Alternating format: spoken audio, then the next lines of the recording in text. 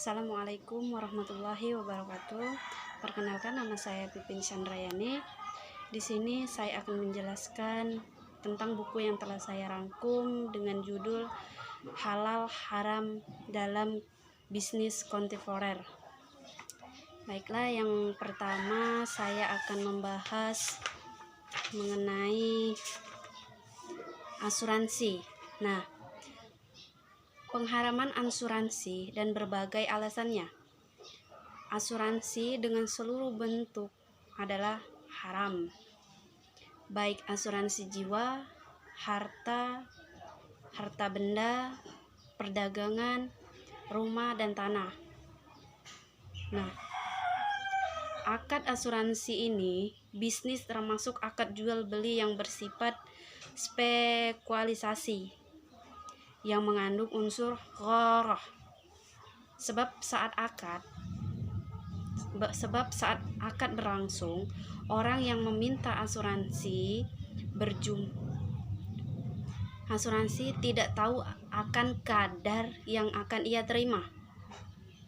Nah,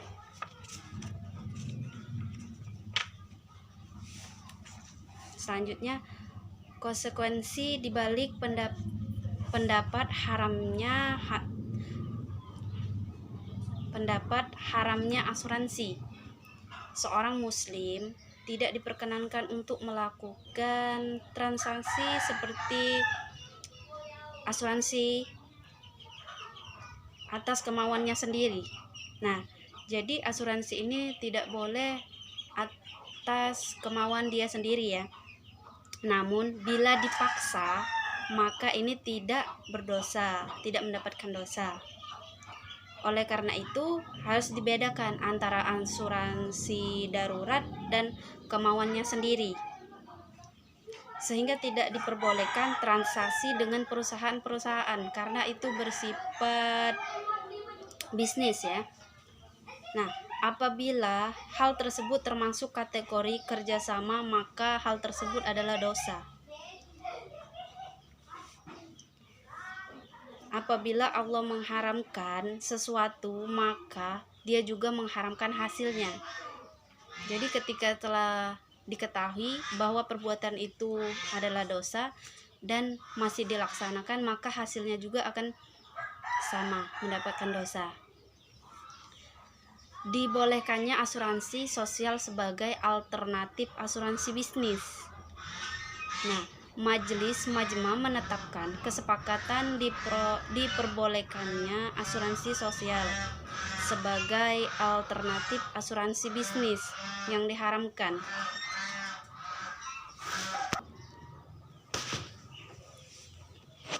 Nah, hal ini selaras dengan ketetapan Majelis HIA Kibarul Ulama Kerajaan Saudi Arabia berdasarkan dalil-dalilnya. Yang pertama, asuransi sosial termasuk akad sedekah yang bertujuannya menyalurkan bantuan kepada yang tertimpa musibah dan ikut berpartisipasi menanggung beban saat terjadinya musibah. Hal tersebut dilakukan dengan cara beberapa orang menanam saham atau donatur untuk bersedekah. Nah, dengan jumlah yang dikhususkan diberikan kepada orang-orang yang tertimpa musibah. Jadi ini bersifat donatur ya. Donatur untuk sedekah. Baiklah, yang selanjutnya kita akan membahas fenomena kenaikan harga dan pengaruh dalam akad jual beli dan hak. Nah, betapa sering kondisi tiba-tiba saja berubah dan pergantian harga yang tak terduga sebelumnya, yang terkadang terjadi setelah adanya kesepakatan akad. Ini bisa menimbulkan efek sangat besar dalam hitungan yang telah diselenggarakan oleh dua pihak yang mengadakan kesepakatan. Misal, telah disepakati sebuah perjanjian untuk menyuplai kebutuhan pokok setiap hari selama setahun ke sebuah rumah sakit berupa daging, mentega, telur, dan lain sebagainya dengan harga yang telah disepakati dari setiap jenis barang tersebut. Lalu di daerah tersebut terjadi wabah, topan, atau banjir bandang. Nah, harga-harga pun berlipat-lipat kali, dan harga kesepakatan menyuplai kebutuhan pokok tersebut dan bentuk-bentuk yang semisal dengan kondisi seperti itu ya. Nah, para ulama yang tergabung dalam Al-Majma' Al-Fiqih telah menetapkan sebagai pendapat para imam mazhab serta dalil-dalil yang terkena dengan masalah ini. Di antaranya bahwa Rasulullah SAW dan para sahabat sepeninggalnya telah menetapkan hukum atas wabah yang menyerang buah-buahan berupa daging, serangga, belalang, ulat, dan musibah-musibah lainnya. Nah, maka harga buah-buahan yang dijual dalam kondisi masih di pohon dikurangi kadar buah yang terkena wabah. Jadi buah-buah yang masih ada di pohon itu yang terkena wabah tersebut menyerang seluruh buah, maka harganya gugur semua, sebab tidak boleh menimbulkan madrat pada diri sendiri maupun kepada orang lain, sebagaimana yang telah diriwayatkan Rasulullah SAW beban berat lantaran hal-hal yang di luar perkiraan harus dimaklumi, yang dapat menghilangkan kerugian yang lebih besar lagi.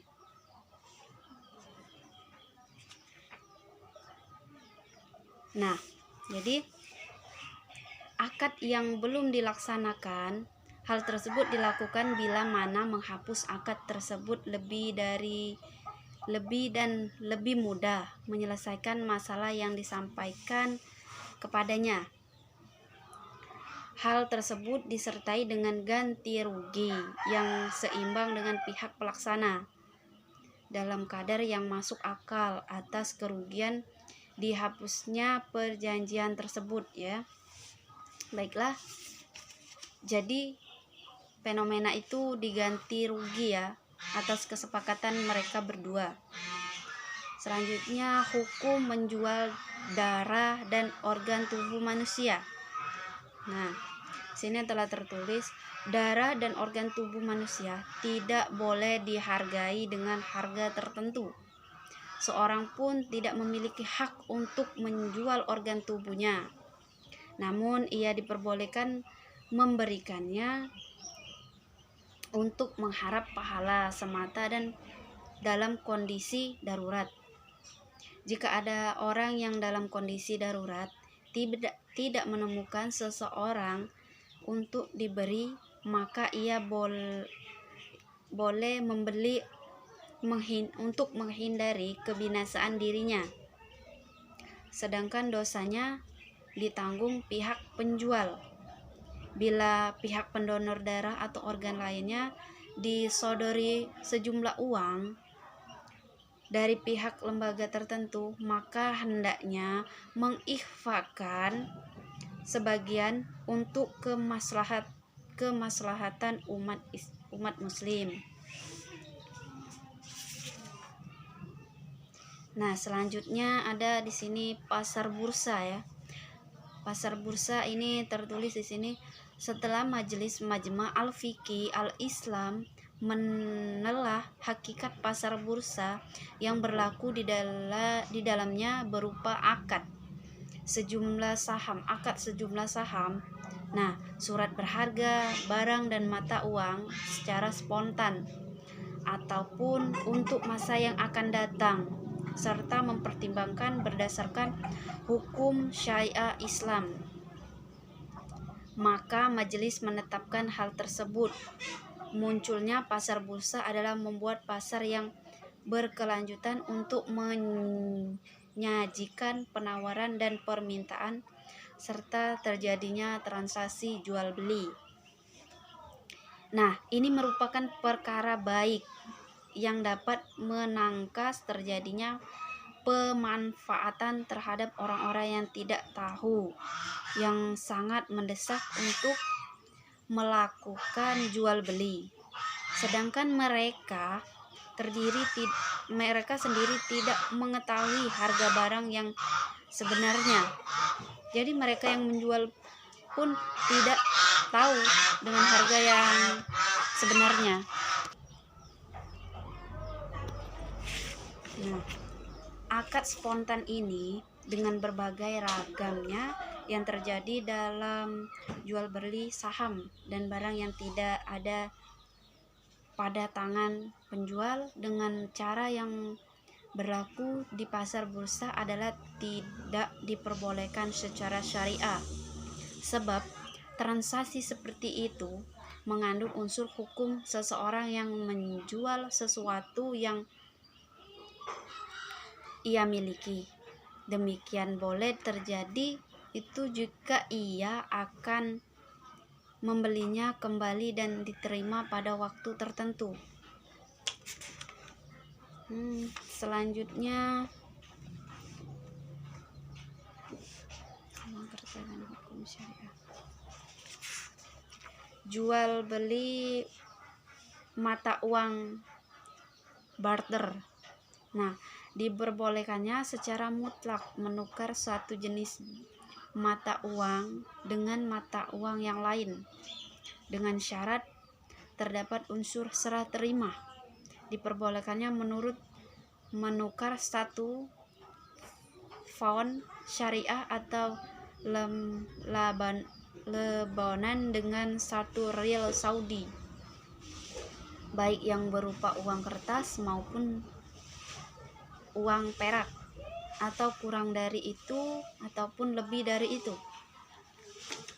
Selanjutnya pasar emas ya. Tidak boleh menjual emas secara kredit. Ibnu Qayyim berkata, riba adalah dua macam, jeli atau jelas dan kafi terselubung.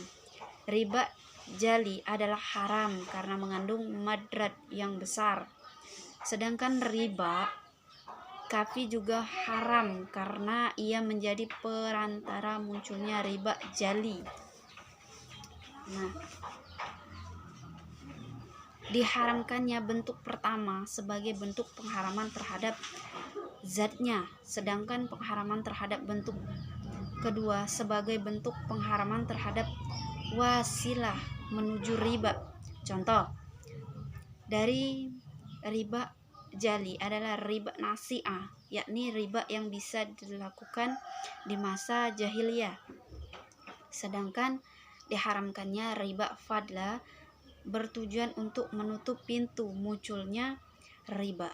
Dilarang riba fadl karena khawatirkan orang-orang akan terjerumus ke dalam riba nasi'ah. Selanjutnya, tidak boleh melakukan akal-akalan dalam hal riba. Semua bentuk tipu daya,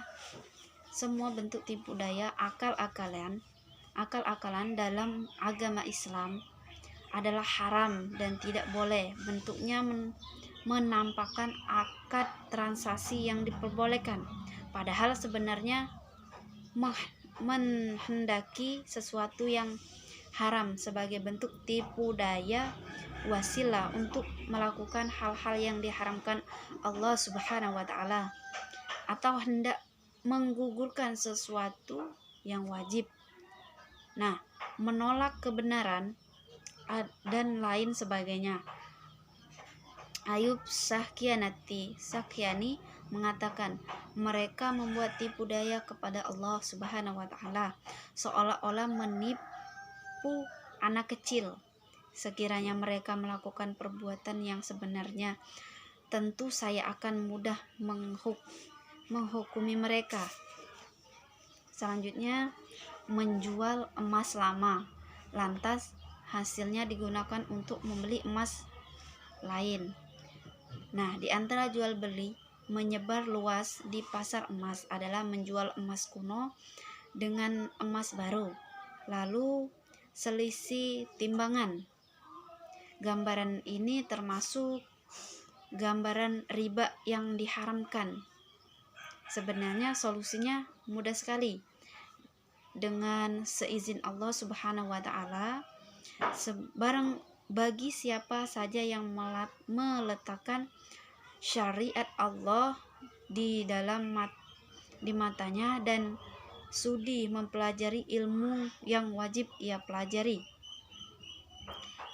Karat misalnya, lalu Anda terima hasil penjualan dengan pembelinya di tempat yang sama. Setelah itu Anda membeli emas baru tanpa melihat karatnya di antara emas-emas yang kuno ya. Di sini selanjutnya jual beli secara kredit. Jual beli secara kredit atau tempo adalah jual beli yang dibolehkan bila mana tujuannya untuk mengambil manfaat dari barang yang dikredit atau perniagaan. Namun jual beli sistem kredit ini dibenci bila mana tujuannya adalah al-warak, yakni perak dan uang. Nah, jadi perak dan uang ini tidak diperbolehkan jual beli secara kredit ya. Seperti seorang membeli barang sistem kredit, lalu pulang dan menjual barang tersebut kepada orang lain dengan harga yang tak seberapa untuk mendapatkan uang tunai. Tujuannya bukan untuk mengambil manfaatnya dari barang tersebut atau untuk perniagaan. Inilah yang dinamakan at-taruk. Selanjutnya,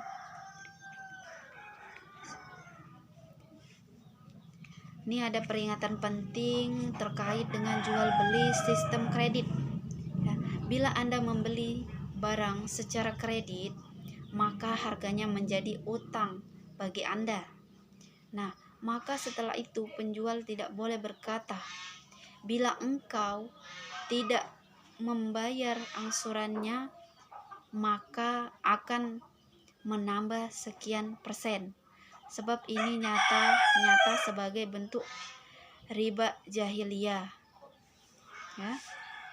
Sebagaimana firman Allah yang artinya, hai orang-orang yang beriman, janganlah kamu memakan riba dengan melipat ganda dan bertakwalah kamu kepada Allah supaya kamu mendapat keberuntungan dan pemeliharaan dirimu dari api neraka yang disediakan untuk orang-orang kafir.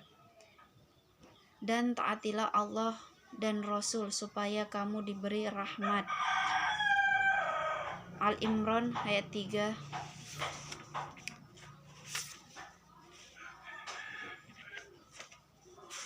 Nah, demikianlah pembahasan dari saya. Semoga bisa bermanfaat. Saya akhiri, wabillahi taufiq wal hidayah. Wassalamualaikum warahmatullahi wabarakatuh.